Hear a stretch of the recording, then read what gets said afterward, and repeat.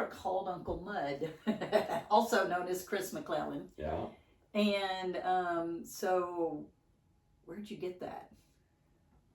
It's Uh, obvious in a way to me after yeah. we built the stove. We so I was teaching in a cob workshop with my mentor Christina Ott, and we had 7 Chris's there, and 7. we had 7 Chris's Yeah. in the workshop, and so we each had to get a nickname, and of course, Christina Ott became Otter, Mm-hmm. and I was just I was always the one running the little walkie-talkies, trying to keep things organized, because I was still learning the mud building, and so I would say, Earth to Otter, and so I was Earth, and then it rained the whole time, and I became Mud. And, That's great. But and then the Uncle Mud thing came about as I was trying to figure out how do I relate this to different age groups, Mm-hmm. and because it started with the Mother Earth News magazine. They had a fair all over the country, 7 different fairs at one point in different states. Did you do them all? Oh yeah. Oh, wow. I ran their building and energy stage, and it started out as a mud pit for the kids, because we'd have all these amazing homesteader types show up, and there'd be maybe 12 sessions in the whole weekend, and each partner in the couple would have 15 things they wanted to attend, Mm-hmm. on solar tractors or raising Right. chickens or whatever, and they drag the kids around. It's like Disneyland. They drag it till everybody's just out of sorts by the end of the day, Mm-hmm. because of just desperate joy of being there that just overruns and wrecks Mm-hmm. things, and there wasn't really anything for the kids to do, and so we brought powdered clay and a tarp and made a mud pit, because my favorite activities building had been the mud parties. We'd helped build a temple for a hippie church that owned a hot spring, Mm-hmm. and most of the plastering parties would be a dozen of your friends and a potluck, and this was 200 people and a rave DJ, and so we started bringing the mud pit to the fair, and little sticks and the petals of pine cones, Mm-hmm. and things for kids to build little fairy houses with, Aw. to give them an idea of the possibilities of that, the material. And while we were also doing an hour on straw bale, an hour on rocket heaters, Mm-hmm.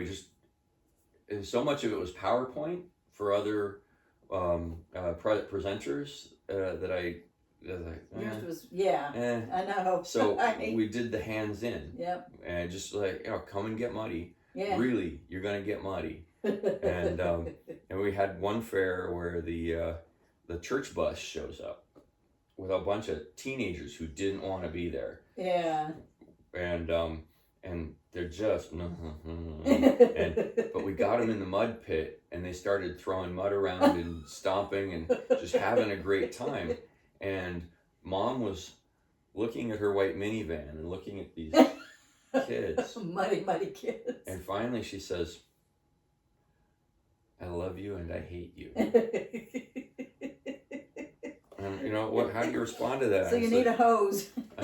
Well, we had the hose and everything, but still, you're gonna Yeah. drip everywhere. Yeah. But it was great fun, and Yeah. but that ambiguity, I love you and I hate I know. you. But that's that's the basis of any good relationship, right? Yeah. And So they need so to be able to call you Uncle Mud. so Uncle Mud, and because we also have a group, we loosely organized group of builders we call the Mud Family. And if we've got a fair that we're teaching at, or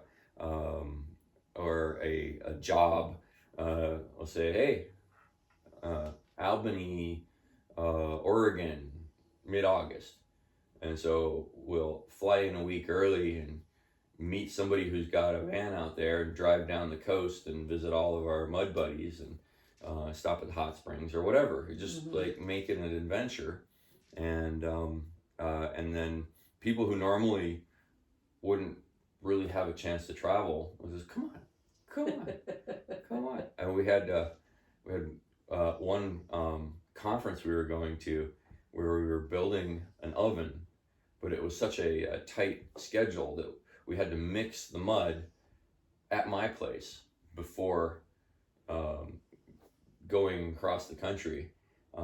So we were trying to fit five of us and a half a ton of cob in my SUV. Oh my gosh. And my brother shows up with his new RV. I had just helped him rebuild his well, and he tosses me the keys and he says, none of our relatives are to know that you were allowed to use this. I don't need the precedent. And as soon as he left, we put a tarp down and loaded half a ton of mud into the back of his his new RV. Oh, no. And but then five of us were driving across the country, 80 miles an hour on the freeway, and one of them is sitting on the toilet in the back playing accordion while everybody else is dancing while I'm driving. And now that's a pretty high bar for a road trip, but that's how I think of everything. Yeah. If we can't have accordion and mud, why are we even trying? Yeah. So yeah, the Uncle Mud came from what are the safe relationships. Everybody could benefit from aunties and uncles in ways that we can't benefit from our relationships with our parents. Yep. And we can definitely benefit from being an auntie or an uncle. Yep. Or just finding ways to be in each other's lives. Yep.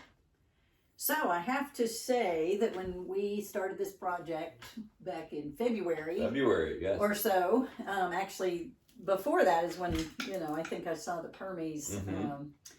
I was a little overwhelmed, and that's the main reason I haven't tried to build this a lot sooner. It just looked overwhelming, but I think because of its mass, because it's large. Anything that's big seems to be overwhelming somehow. And then, so through this weekend, I was so surprised to see how it was so much easier than I expected. We went slowly and gradually and that kind of thing. And I feel like you've made it feel so much easier and very patient with all of us trying to use these tools. A couple of 65-year-old ladies and a 32-year-old guy and the four of us. And just connecting the four of us together was just really, really great. I've known Dove for a long time, but we've never had the opportunity just to work together like that for 4 days.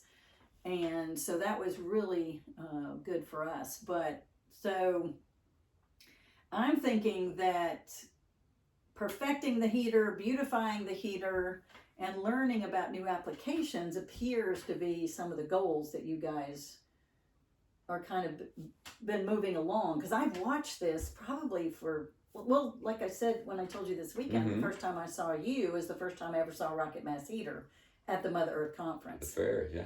And it was so intriguing, I've never stopped thinking about it. And so to me, what I saw there was a couple of nasty looking barrels, or a barrel, and then this quick setup, and I'm like, that ain't pretty at all. But then I've watched it and gotten books on it and all the things, and so that's what's been kind of exciting, having you here this weekend. So do other people have those same types of experiences as you go along, or as you've come along? Do you feel like those goals are probably... So to me, the heater is a side effect of what I do. The purpose of getting together and to build something is to build our community, to build ourselves, our confidence, to build an expectation that we can figure this out, and that we don't need a miracle, either a technological miracle or a divine miracle. We don't need that in order to be content, joyous, even warm, comfortable, able to watch out for each other. Not going to ever turn down a miracle. I'm grateful being probably the most important miracle there is. But the massive project, it's like the saying about how you eat an elephant. It's one bite at a time. You can build a house. You can build a house. Anybody can come home from a long day at a crappy job and spend half an hour stomping in the mud and put a little bit up and say, that's enough for today. I'm content that I'm making progress. Anybody can get friends together, make friends as a side effect of as of getting together. And so that's the tools. I really try to use tools for building that people can go out and acquire. If you can't find a tile saw online in your area for $50 or less, you're not trying. If you're feeling desperately poor of cash and adventurous, an angle grinder is $15 brand new. And you just need practice. You can make this whole thing out of scrap metal, and if you're patient enough, you could make the whole thing out of scrap metal and used brick and cob and a little bit of stovepipe. But I mean, I've used entirely used stovepipe to do this. So we stay warm. I've said before, 20 years ago, the propane bill in my trailer house in Cleveland was $1,000 some months, and I couldn't afford it. And so the rocket heater brought that down to under $100 a year, and without having to spend all my time chopping and cut and splitting and stacking wood. That's freedom. That has empowered me, and similarly, build a pizza oven. It becomes a focal point for a community garden, and it's easy enough. Build the garden, and not by saying, your mission statement is we're building a garden or we're building a community, but the functionality of it is you take little chunks that can that preferably build social capital or use very little of it to get everybody curious and happy Yeah. to be part of things. There's a group called City Repair out in Oregon, out in Portland, that started 30 some years ago with people saying our community is not a community. What are we going to do about it? And cutting down the metal and glass bus stop that feels colder than it is, and replacing it with a cob bench with a living roof over it, and a tea set so that everybody comes a half an hour early for the bus and sits and talks, and then that got the kids grumpy because the adults are just so they built on the corner in the public right of way a playhouse for the kids, and everybody takes turns making sure the toys are all clean and pretty and exciting for the kids, and they celebrated this. They said, "Oh, we want to paint the intersection," and the intersection. Well, they went to get a permit to do that, and the city said, "There's no permit to do that." Okay, but we want a center for our little village. This is our community. Well, we could give you a permit to have a block party. Okay, so they had a block party and they painted the intersection. Since there's no permit, who cares? Well, and they got fined $3,000. Oh, and so they had a bake sale, uh-huh. and they raised the money and they paid the fine, and to celebrate having raised the money, they got a permit to have another block party, and the next intersection over, and they closed that and painted it, and That's great. and they the city was getting really torn up about this, and until finally the Oregon Department of Transportation said, hey, we've spent millions of dollars trying to calm traffic in this area. Nothing has worked, and this is working. This has worked. So how about you figure out a permit? So they did. The city figured out a permit, and at some point, I'm told that that everybody who was an elected official in Portland was a graduate of City Repair, and they've developed it into a yearly thing called the Village Building Convergence, where people come from all over the world to take part in, up as many as 40 different little things going on, and then have a party every night for 10 days. Yeah. And go help at another one, help do something. Yeah. And how long? 30 years ago? Yeah. That started. Yeah. That gives me hope. I'm going to live another 40. Yep. So they so we can do things like that as well. So natural building and building with junk is an important part of that. But these are all, the painted intersection is a side effect. They call it intersection repair, but it's mostly about that other than we don't intersect with other human beings in the day, other than to flick off the guy who cut us off on the road.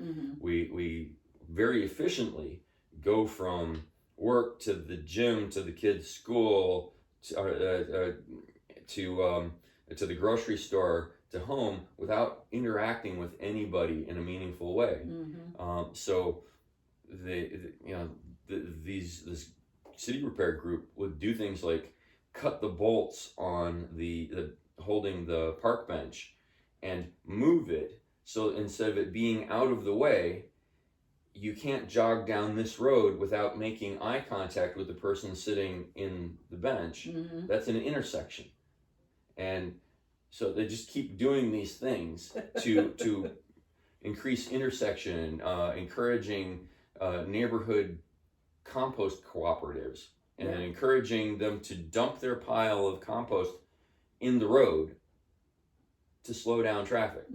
And eventually everybody starts using their porches again because things have slowed down. And then you grow some raspberries into the public right of way through the chain link fence at the front of your house, and people walking along will see raspberries poking into the public right of way, and they'll say, and then they'll look up on the porch and see you, and they'll feel guilty, and you wave and you say, the Hendersons have boysenberries. They're on in 2 weeks. Yeah. And suddenly it becomes a friendly competition. Yeah. It becomes something that a community Yeah. does to identify as a community. So that makes me think about what our goal was here last February, was to get this word out about this rocket mass heater, and we were going to have this big conference here and do all these things that you know about. We've been throwing around, and now I am so glad we didn't, because it was a way smaller group. We did talk with the other gentleman who came from Asheville, and he absolutely loved it. And now he's going to connect with Tim. He's going to be able to connect with us in the future. But I think if we'd had 30 people here who had no idea it was just this rocket mass heater and just these other things, it just would have felt so different. And it wouldn't have been ready for the beginning process of building community.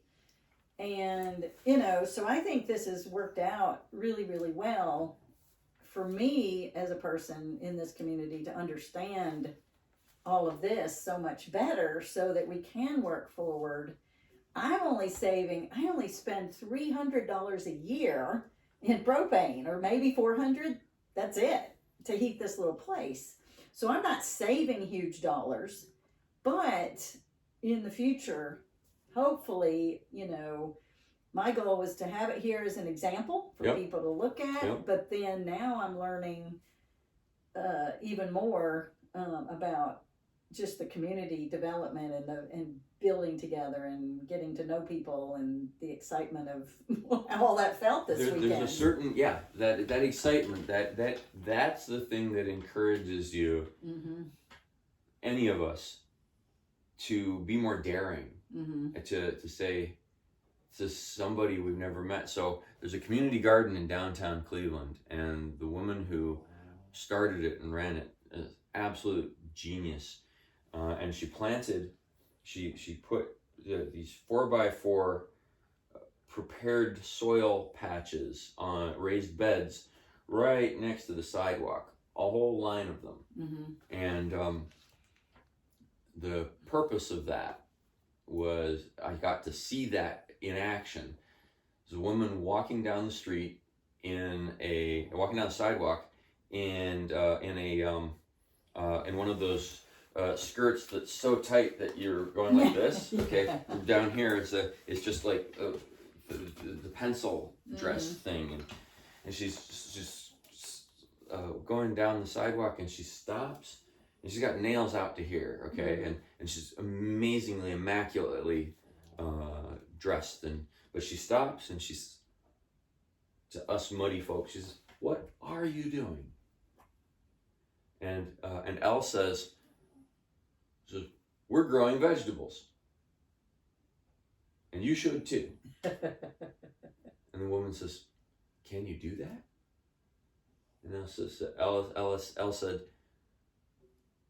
"Yes, and so can you." She said, "Oh, my baby could have vegetables? That's good, right?" That's the extent to which the food desert and the information about food desert exists. And Al said, "You see that one right there? That's yours. You go home and change your clothes and find a pair of gloves. Come back. Oh, I don't know anything about it. I'll help you plant it. You're going to grow vegetables." And she shuffled away and became an important part of that community garden. You never know where it's gonna land. Right. But but those empowerments are a prescription.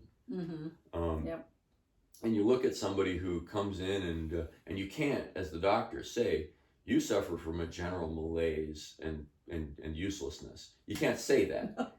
No, you suffer from feeling useless. You're not. You just suffer from feeling useless. You can't say that, but you can write a prescription from it. And the more of the things that you know how to use, the more of these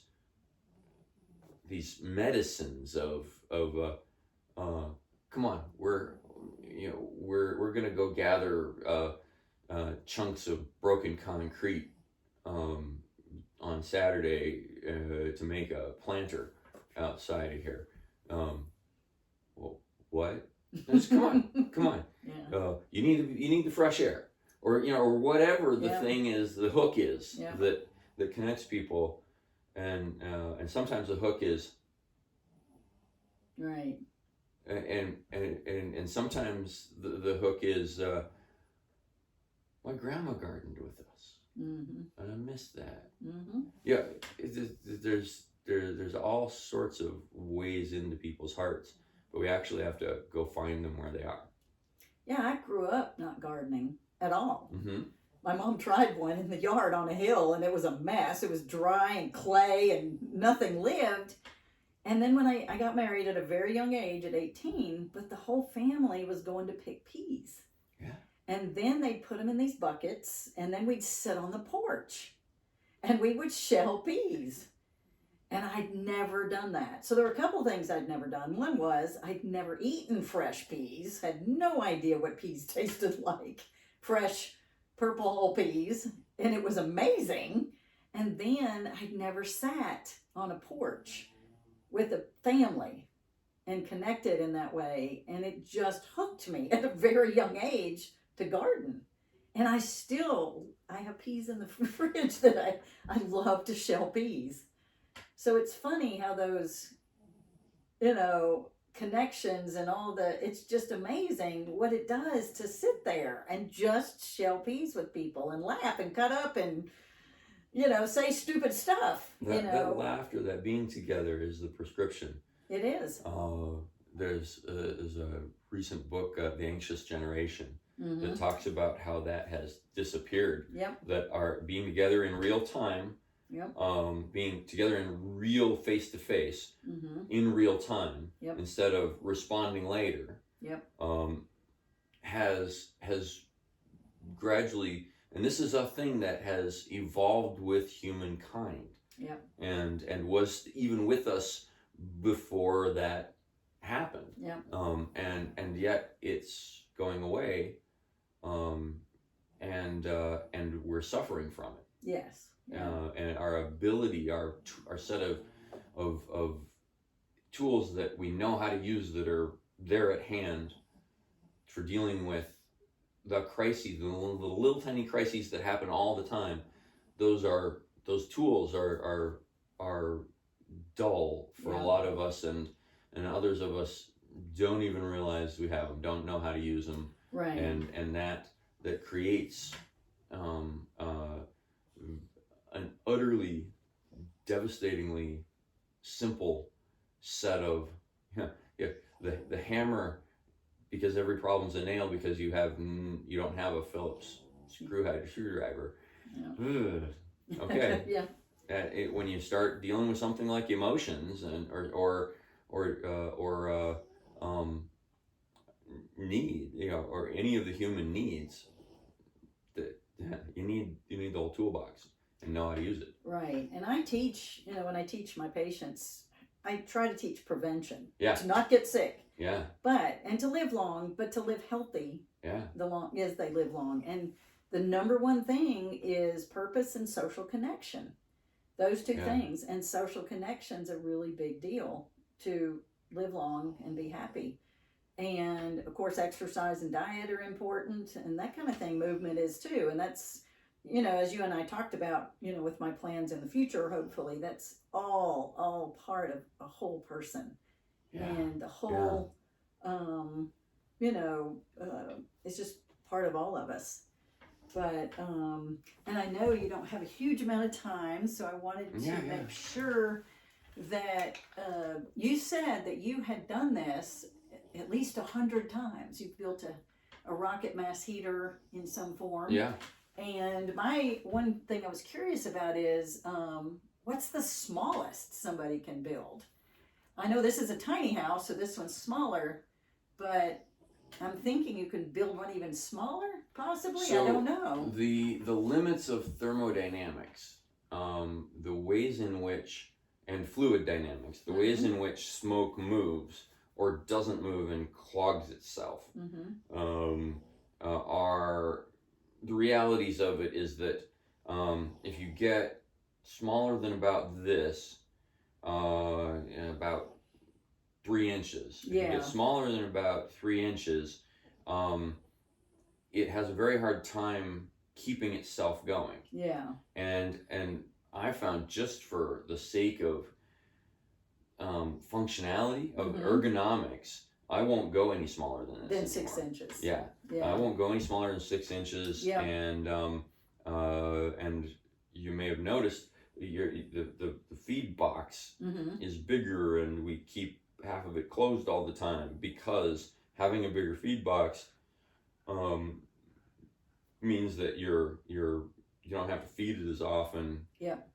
Which matters. Yes. For whether people use it or not. Right. The whole the functionality of it, and am I gonna use it? Am I gonna be exasperated by it? Am I gonna resent the loss of the space? These are the considerations that make it a success or not. Right. And my house is 500 square feet. Yeah. It's not, 130 or whatever, or bigger, even 300 square feet. So I've built one the size of your barrels. Okay, the 2 barrels together. Yes. With the mass inside of that, and the feed tube inside of that, and everything but the exhaust pipe was inside of that. Yeah. And that heated my double wide in Cleveland for 3 years. Yeah. And it was just the barrels and cob. Yeah. I didn't even have any fire brick in there. I made a form, burned the form out to dry it out, and it worked. Yeah. I designed it for my daughter's treehouse, because you can't have too much weight in a treehouse. But I figured, if your mass is higher temperature, even though it's smaller, you're going to be able to store some heat. The bench makes a big difference for radiant surface. Even a small bench like this one makes a big difference compared to not having a bench. But the smaller the building is, the less space and mass. Built one for a school bus that didn't have any mass. The bench itself was actually a sideways drum like that, just the drum. Okay. And the hot exhaust comes in the side of the bottom of it, and the hot gases rise to warm your butt, and then you let a little bit of that out up the chimney, and it didn't even have any mass, because driving around mass in your bus is kind of, again, defeats the purpose at a certain level. But really, what had happened, the guy got a divorce and couldn't afford the house that his ex and his kid lived in, and a place for himself to live. So he bought a school bus, and it wasn't insulated. And he figured out really quick that it was even more expensive to try to heat a bus than it was to try to rent a place, but he's stuck now. And so we built the rocket, and the rocket would warm the kitchen of the bus up just enough to make it tolerable while you're sitting there feeding it. And then it very quickly got cold when you went to bed, but you got a big sleeping bag. You're fine. Yeah. So it worked. So you've done a few few small systems, even smaller. Yep. Yeah. And we've done big systems. Practically they max out at about 100,000 BTU, 100,000 BTU. So you don't want to depend on it entirely by itself for a 50 by 100 greenhouse in Cleveland, where it gets down to -20. Right. It's excellent for 80% of the time, but if you have that and a backup white gas heater or something, you'll be fine. Yeah. And it's sure nice to not have to use the white gas most of the time. Yeah. Because that stuff's expensive. I don't remember the mass that you had at the Mother Earth conference. What I remember is putting my hand over the flue, and I went, oh my gosh, I can put my hand over the flue, and it wasn't even very tall.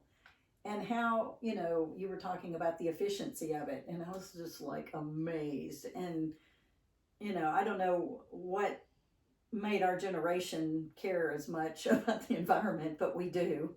And, and trying to help fix it and things like that. But it was, I just have this memory of putting my hand up over the flue and how, it was just a little bit of warmth, and didn't burn me, and there was no smoke and all that kind of stuff. So that's what's super thrilling. When we go to where people are, if we want to suggest to them that they might be happier in a different place. Yeah.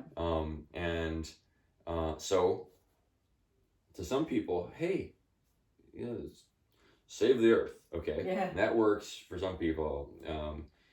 But for other people, we say, okay, smoke is wasted fuel. Mm-hmm. Imagine that as your money going up your chimney. Yep. And also the stuff that sticks to the inside of your chimney that's wasted money that could burn your house down. Yep. So that's risk. Yep. And then everybody downwind of you is getting sick from your smoke. Mm-hmm. Okay, so if any of those things motivates you, great. We have common ground. And I have to say that even when I was young, we were, with my first husband, we were really, really poor at times. He was logging in logwoods with an old beat up, pulpwood truck. Yeah. And I was 5 months pregnant. We lost our insurance. And so I'm pulling cables out to these trees. He goes out and wraps them around, and I climb back across all the trees that are down, and I'm supposed to push the buttons on. I mean, because we couldn't afford to pay $150 a week to a 16-year-old who was helping him. And we were only coming out with $80 a week after we got done. Paying the saw, paying for the truck, paying for the repairs, paying. Yeah. So anything I could do that was more economical, efficient, I constantly dreamed about it, I mean, in everything I've ever done, I hang clothes out, I did cloth diapers, I did all the things, not because I thought the environment was going to pot, but because I couldn't afford it. I couldn't afford to do a lot of other things. But then other people will burn plastic because they can't afford other things, because their choices are limited. And other people will be cold and miserable because they don't have other choices. I've heard propane described as the crack cocaine of off-grid living. Mm-hmm. You're not off-grid. You're not. Propane. Nope. Propane is a transportable, highly transportable, very expensive, very environmentally expensive grid connection. Yeah. That it's wireless. Congratulations, it's wireless. But it is a connection to an industrial grid. And if instead you can go out, pick up a few sticks up and find some waste, great. From a furniture company or whatever. Yeah, absolutely. So, and I think as we age and develop, we kind of learn some of those things, and we learn, I didn't want propane in this house, and we left that OSB there so I could have a wood heater of some sort. But I don't want to put smoke in the air either. So, when I saw this, I was so excited. So, unfortunately, the gold standard of the wood stove industry, and they've done a lot.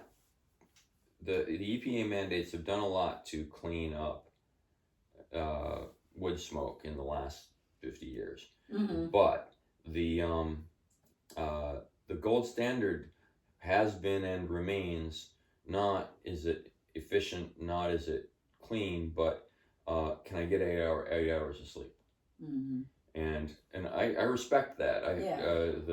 The stove that I went to when I couldn't afford the propane anymore, was a $200 30-year-old piece of junk, and there were times I had to get up twice in the night to feed it, and it was exhausting. And to have your sleep interrupted like that. So that I understand that being the gold standard, but when you damp down your heater to have that wood burn slowly all night, you're also drastically reducing the efficiency of the stove and creating a lot more creosote and smoke while you're at it. So if we can burn something hot and clean and for a few hours and charge up the thermal battery, warm up the mass around it so that it's slowly radiating out all night, that's a lot more comfortable for a lot less fuel. Yeah. And I get up every morning in this house and it's cold as, it's 40 to 45, 50 degrees in here. Yeah. And I do crank I have to crank the heaters up, and now I'm so excited to be able to have this. So I love my bedroom cold, but this will be warm in here. Yeah, these are low mass houses. Yep. So that every time the door opens, when it's cold outside, it's the opposite of a fridge. Yeah. Every time the door opens, all the warm air goes out. Yeah. All the warmth in the house, or a large percentage of the warmth in the house, is in the air. And then it gets blown out. So it's the opposite of a fridge, where a full fridge is a lot more efficient than an empty fridge. Yeah. Because the cold in the beer stays in the beer. Yeah. And instead of going out onto the floor. Yeah. Yes, sir. I just come say goodbye to Chris. I'm gonna go to town. I picked up a cold, man, so I'm not gonna come in.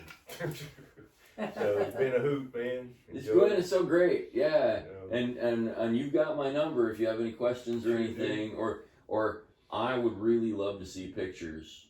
Text me pictures absolutely. when you got it beautified, because your aesthetic is I want to see what a chair builder does with my pile of junk here. I want to see that. All right. Anything else for the list, or not right now? I mean, you pretty much know what to get. I You're think good. I don't have anything major that I need. Thank you. It's very nice to meet you. I'll see you again. Be safe. Yeah. Yeah, he does all my grocery shopping, which is great. So one last thing, you do green building, not just these mass heaters. Right. I'm working toward regenerative building right now. I prefer, whenever I get a chance, to do natural building, meaning that it comes from right around the area and is stuff that 100, 200 years from now, when you don't need the building anymore, if you could pull the wires out and the glass and push the building over and make a hugelkultur out of it, and still have an organic certification on the farm. My buddy Rodney, that was his master's thesis, is how do we build a house like that? Yep. In an area where, in Pittsburgh, houses built where houses were, that all had lead paint and garbage like that, you can't even have a garden. Right. Because you don't know what you're sucking out of the soil. Yeah. So having a building that doesn't contribute to that mess is, I think, a worthy goal. Having a building that isn't 80% fuel from taking natural materials and processing them, growing them in China, processing them in Australia, making them into something in Sweden, and then bringing them here. That's not natural anymore. Yeah. And it's all, in order to make it worth it, it's all flat packed, which that's all genius, but you're missing those shapes that nature gives. And I think we are human beings. We are not rectilinear. Some of us are squares, but that's just metaphorically. but then it's so efficient to make square spaces that we live in a space that doesn't fit us. How big does this room have to be in order to fit that futon, to have it sit in a way that that is usable to talk to other people? If the this kitchen is it's relatively efficient if you don't need, so if somebody doesn't have to squeeze past you to go to any of those other things.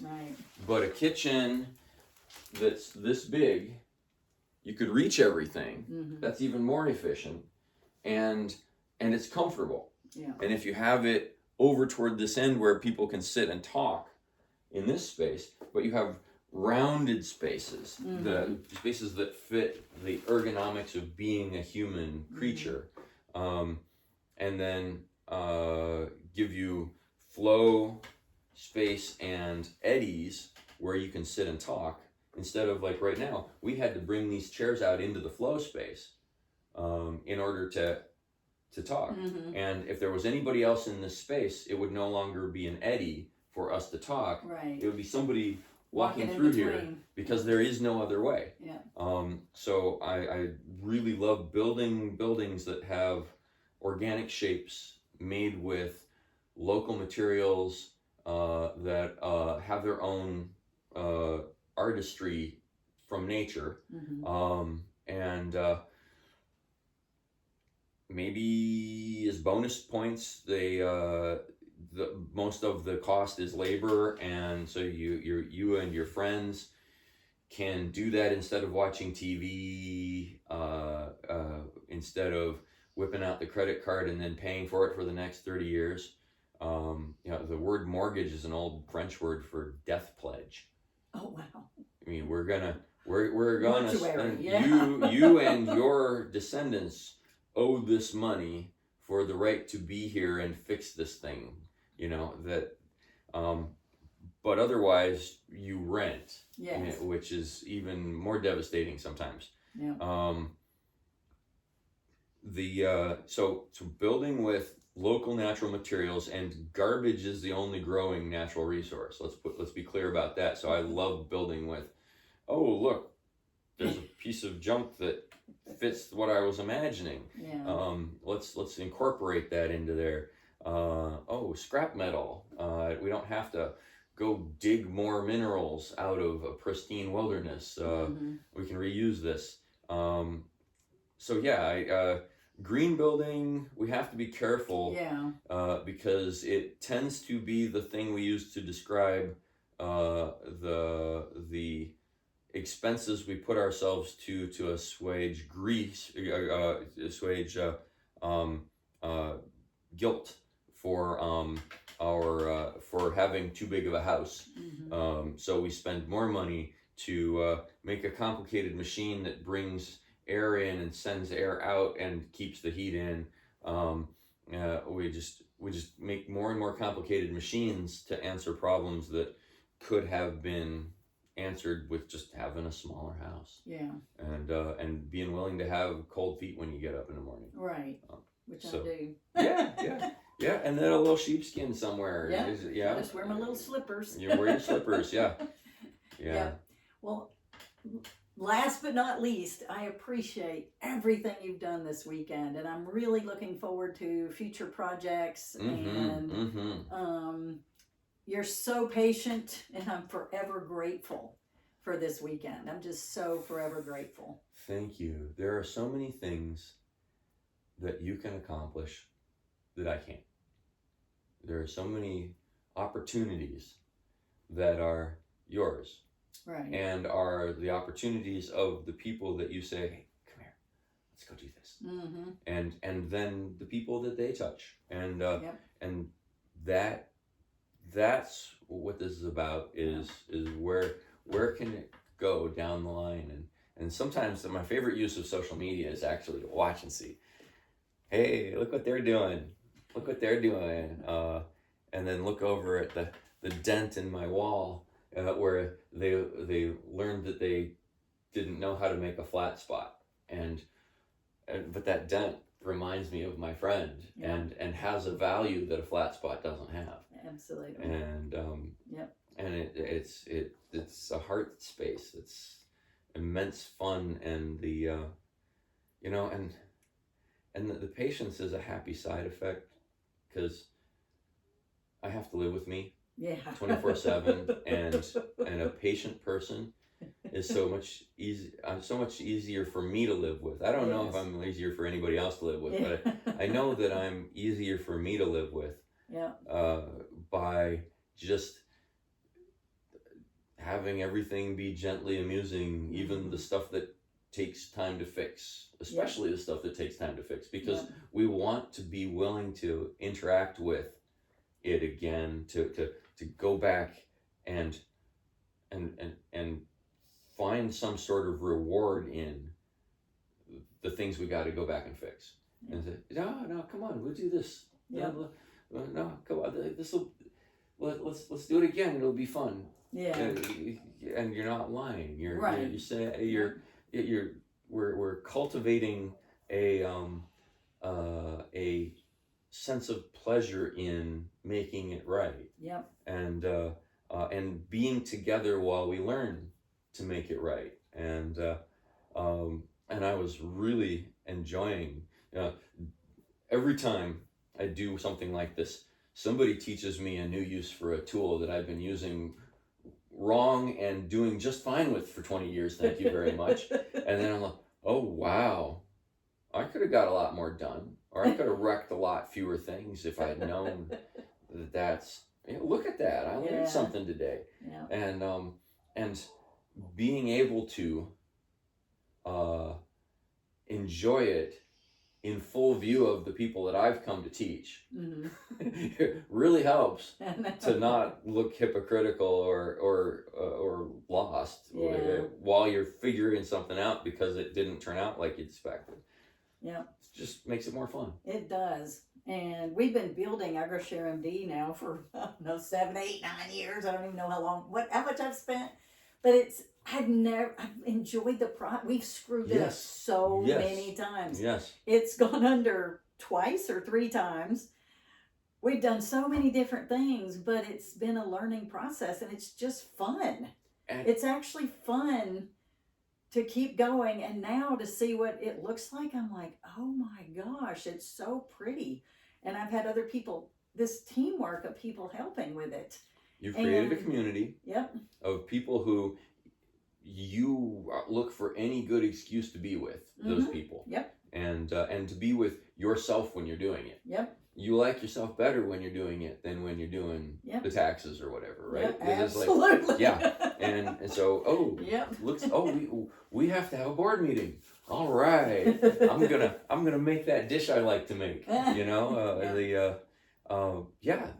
These are the memories we get to cultivate. Yeah. Or wonder what we missed. Yeah. No, you didn't miss anything. Right. Go for it. I know you got to get out of here, so let me yes. turn everything off and